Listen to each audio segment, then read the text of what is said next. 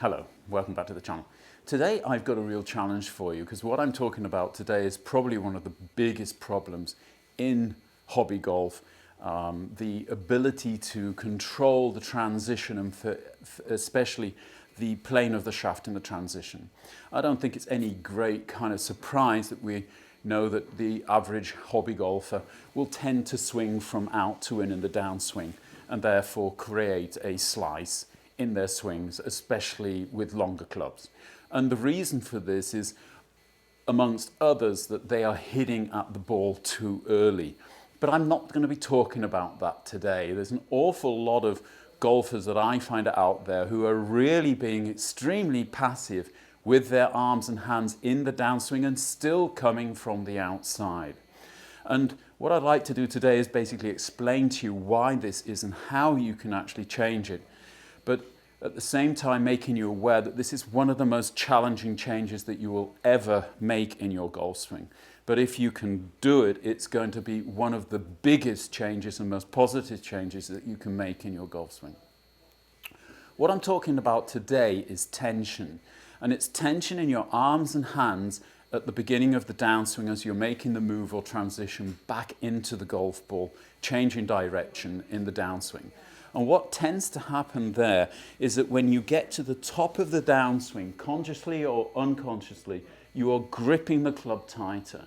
You are getting to the point where you're starting the downswing and starting to attack the golf ball. And this is one of the reasons that the golf club is coming down so steeply to the golf ball. Sure, it has something to do with your need to try and hit at the golf ball, but more than anything, it's a real kind of tension and gripping simply the golf club too tightly at the start of the downswing. If you actually look at what's happening, as you start the downswing and start to rotate back to the ball, the rotation of your hips and shoulders is going to move your hands out and down at the same time. And if you're holding the golf club too tightly, what will happen is that the golf club will simply follow that. So irrespective of how much crunch you get in your trail side, how well you turn your hips, the club is going to come down steeper because it has absolutely no choice about it. What we see in top golfers is a shallowing of the plane as they start the downswing. The plane is not being held in any particular angle to the ground.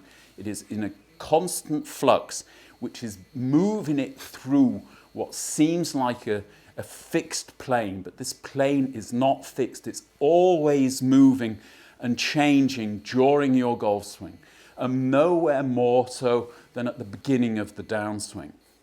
What should be actually happening is as you change direction, the rotation of your hips and shoulders is bringing the arms down and out. And as you do that, the weight of the club head is creating inertia, which is resisting the movement of the hands down and out. And this is what's shallowing the plane. For that to happen, however, you have to be relaxed enough in your lower arms and in your wrists to allow this to happen.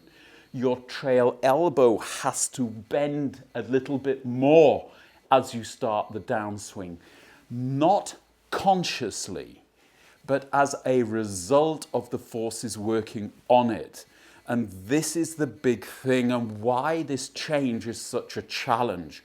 Because I think if you've been studying golf for long enough, then you are going to know already you want to flatten the plane in the downswing.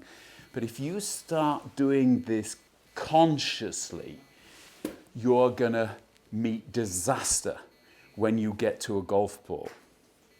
This is such a subtle change in the golf swing, in the downswing, that it is not in any way possible consciously to do this.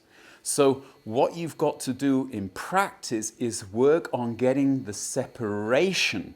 And it really is a feeling of separating at the start of your downswing what your body is actively doing, driving around, pulling the arms and hands down and out and back towards the golf ball.